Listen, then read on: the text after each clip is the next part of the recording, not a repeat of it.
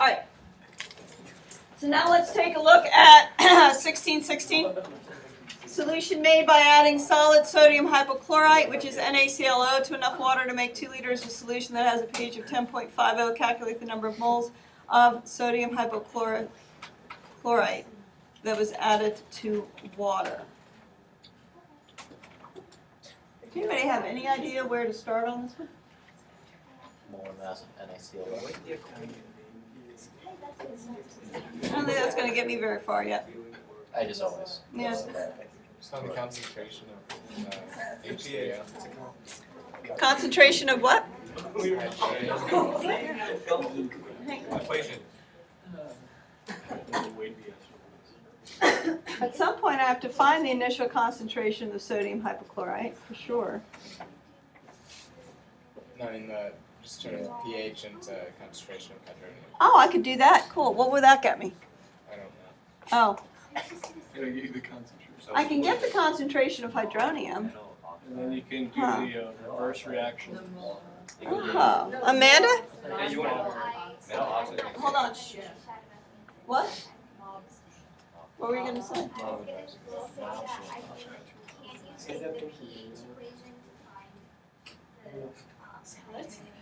Oh yeah, yeah. You can take pH and find hydronium, but what does that get me?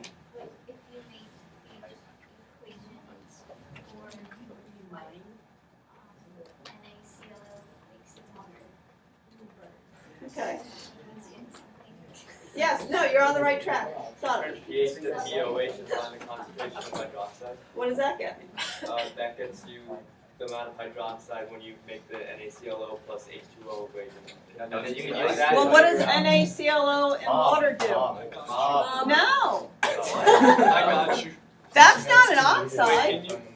What? That's chloride. Alex. If you, let's say you write down the equation of the NaCl with the base and everything, can you, if you take the amount that you found for the OH concentration after you do what Sada said, then you can find the amount of the NaCl that is left over, and then use those concentrations and do a reverse ice table basically to find what the NaClO was. What is your equilibrium? What's an equilibrium? You said ice table, so what's an equilibrium? Well, you have to write down the equation, so it's like NaClO plus water plus H2O, which you add to the water, okay, equals H, ACLO. equals, yeah, the little arrows. Let me ask a question. What kind of compound is this? Metal oxide. There's polyatomic. Metal. Metal and a polyatomic makes it? Somebody said it? Ionic. Oh, is it a soluble ionic salt? Yeah. Oh. Well, let's think of it this way. So if I put this solid in water, what is it going to do? It's going to dissociate into sodium ions and hypochlorite ions. Oh. Well, what is sodium theoretically? Not that, that's not, no. Oxygen. What is sodium ion in solution theoretically going to do with water?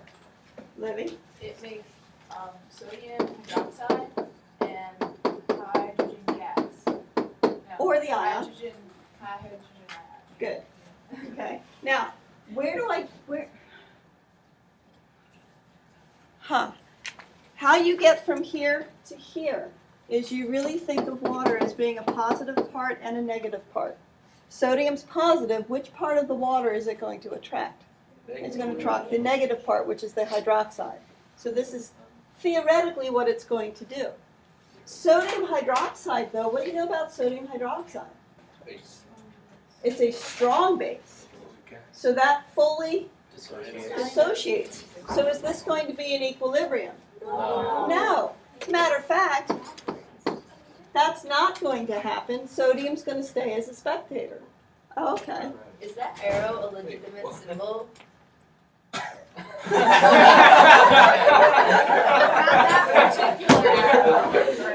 Wait, why can't you just draw a regular arrow? What are we arguing about? just making a point. So. I did it because the arrow points Well, in we the should have direction. That was like the saddest thing I've ever heard. She was making a point. Guys, they're taking a test next door. Oh, wow. They're taking a test next door. I had to end it. So shh, let's take it down a notch. So.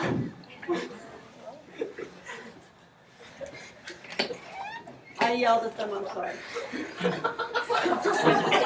Guys, I'm going to stand my class at the wall and scream the next time you guys Yeah. take a test. okay, Just gonna tell you that right now. and fair enough.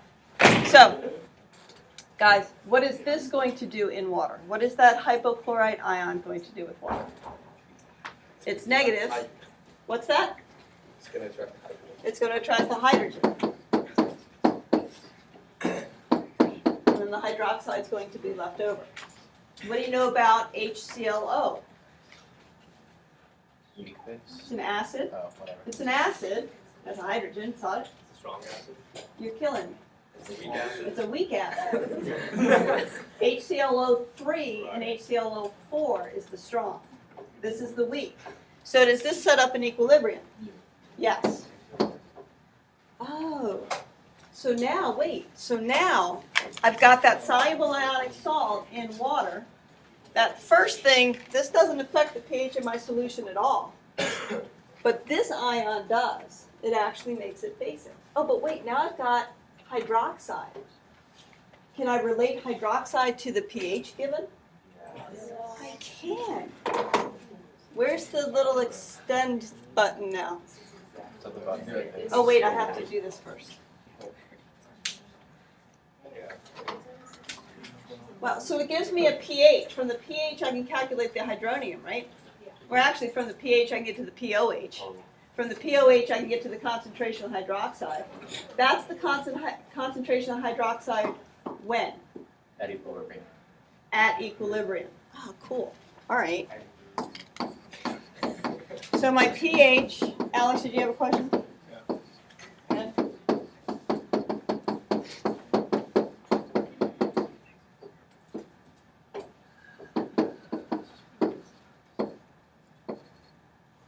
Yeah.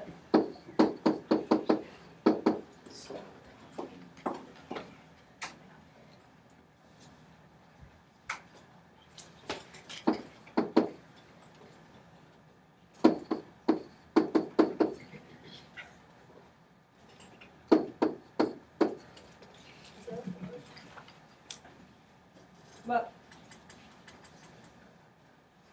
pH is 10.50, right? So the POH is 14 minus that, 3.50. Concentration of hydroxide ion then is 10 to the negative 3.50, which is 3.162 times 10 to the negative 4th.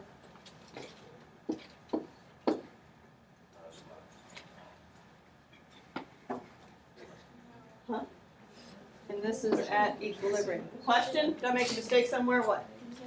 Sorry, Just say it again. After you get to the 3.5, you Yep. get to the 10 to the 10 to the negative. negative. That's how you get the hydroxide concentration, yes. So at equilibrium, this is 3.162 times 10 to the negative 4. So is that also the concentration of something else at equilibrium? ClO minus. HClO, right? Because initially, when I first put the salt in the water, it dissociates. What's my concentration of the hypochlorous acid and the hydroxide? 0. All right. I know the change here was this. So the change here has to be the same. So the concentration at equilibrium is the same. I know that the equilibrium shifted that way, right? So this change must be minus. Water doesn't enter into it.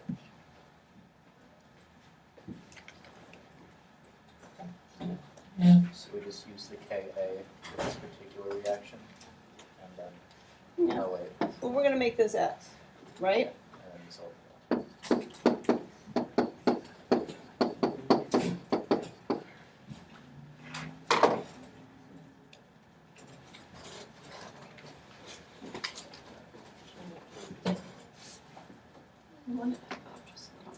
Now, right, is this the Ka equation or a Kb equation?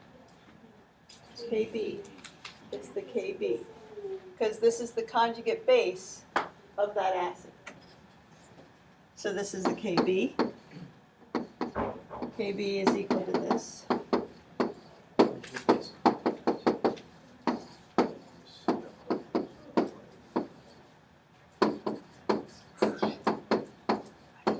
How is Kb and Ka related? If you add them together, it equals 14. Multiply them together, it equals Kw. What's Ka for the hypochlorous acid? Do you have to have that memorized? No. Wait. Good. Why would you know that? Yeah, 3.0 times 10 to the negative 8.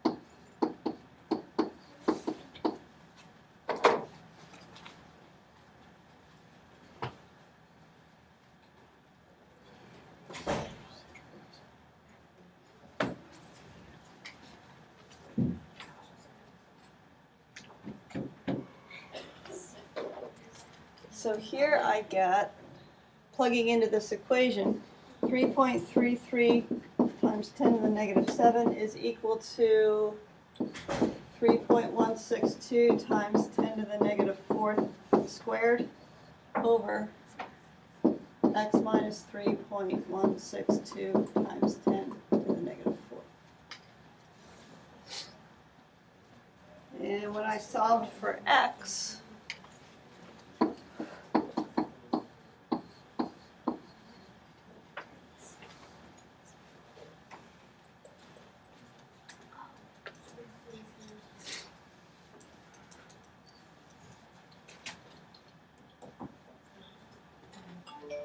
So it doesn't matter that it was 2 liters.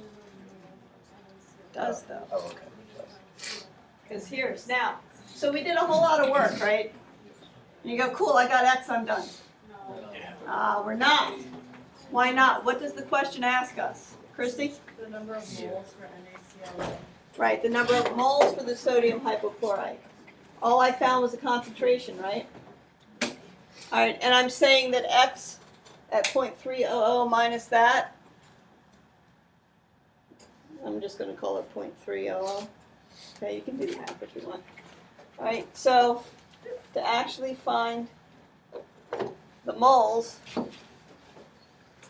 NaCl3, there's no 3 in that, is equal to 2.0 liters times 0.300 moles per liter, which should give me 0.0.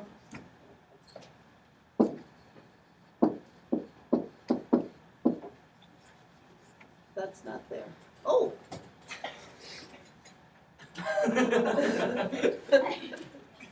Italicized. I don't know what, I don't.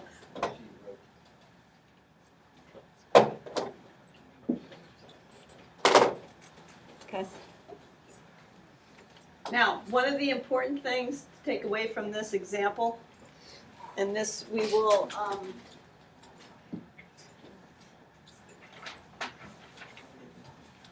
actually I think I want to go all the way, is, not there yet. One of the important concepts leading into titration of a weak acid, strong base, and also buffer systems is this idea here. If I have a salt, and I have a cation and an anion in solution, what is that cation, what is that anion going to do in solution? Okay, is it going to take the hydrogen from the water, or is it the hydroxide group from the water? Okay, if it takes the hydroxide group, it's going to make an acidic solution. If it takes the hydrogen group, it's going to make a basic solution. So could you have just told that when they gave the pH? Like you could have just known that they wouldn't have taken the cation. Well, yeah, that'll be a clue, but you're not always getting that, particularly not for buffer solutions. All right, any questions on that? I like those